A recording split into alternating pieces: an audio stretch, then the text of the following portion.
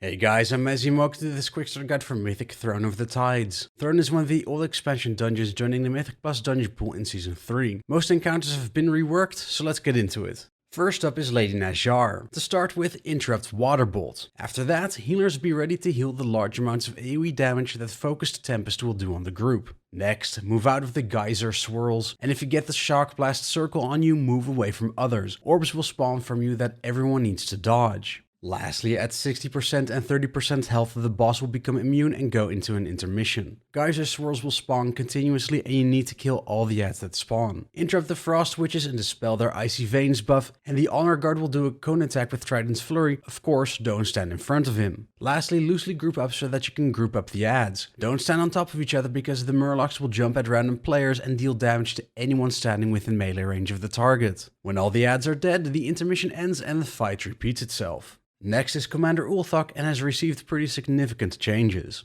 Positioning is really important here. Start by pulling the boss into one of the two side corridors or up against the wall and have the entire group stack up. Move out of the bubbling fissure swirls when they spawn, and in general you want to stand next to them. Next, when Festering Shockwave is cast, stand between the boss and the wall so that you're not knocked far back. And even better, if you can, hide behind a pillar to line of sight the cast completely. Healers be aware that in addition to the additional damage, the entire group is going to get a 12-second dot. Throughout the fight, Awaken Ooze will be cast. The puddles will transform into ooze ads and start following a player, but they can't be killed. You can still hit them though. Whenever you hit them, the ads will be knocked back. Decide with your group before the pool if you want to push them back or if you want to kite the ads around the room. I recommend the kiting strategy, but your spellcasters might have different thoughts. Either way, you want to keep them together. That way, when the transformation ends, all puddles will be grouped up.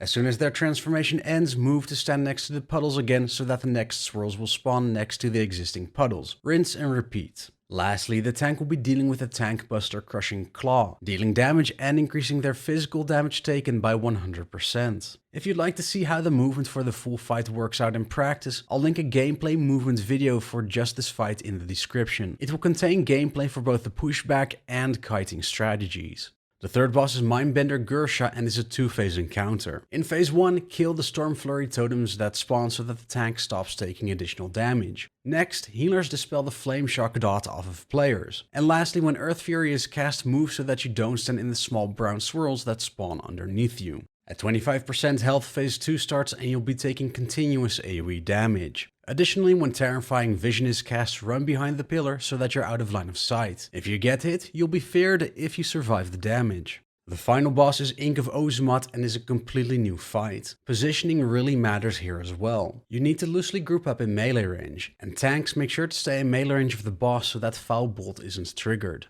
When you have the Blotting Barrage circle on you, loosely group up with the other targets without anyone standing in your circle. When the ink puddles spawn, move out of them. The puddles will grow continuously and fill up the entire room. Luckily, there's a way to clean them up. Neptulon will target 2 players with the blue Cleansing Flux Beam. When you're targeted by the beam, stand in the puddles to make them shrink and disappear. While you have the beam, you're immune to damage, so make sure to prioritize cleaning. Next, Putrid Roar will deal AoE damage, put a dot on the group and spawn 5 swirls. Don't stand in the swirls and be ready because ads are about to spawn from them. Interrupt the splotches, group the ads up and kill them in the same spot. The 3 sludges will also spawn ink puddles when they die, so after you kill them, make sure that the next Blotting Barrage circles are placed directly next to these new puddles so that you can still clean everything up when you get the new cleaning beams. Lastly, tanks face the Merc Spew Cone away from the group so that only you are hit. Once the Ink of Ozumat dies, you get a quick second phase where you get increased stats and you have to DPS the Squid Ozumat down to 10% health to finish the encounter. And that's all you need to know for the Throne of the Tides bosses. If you liked this video, please like, subscribe and share it with others. I would very much appreciate it as it helps with the YouTube algorithm.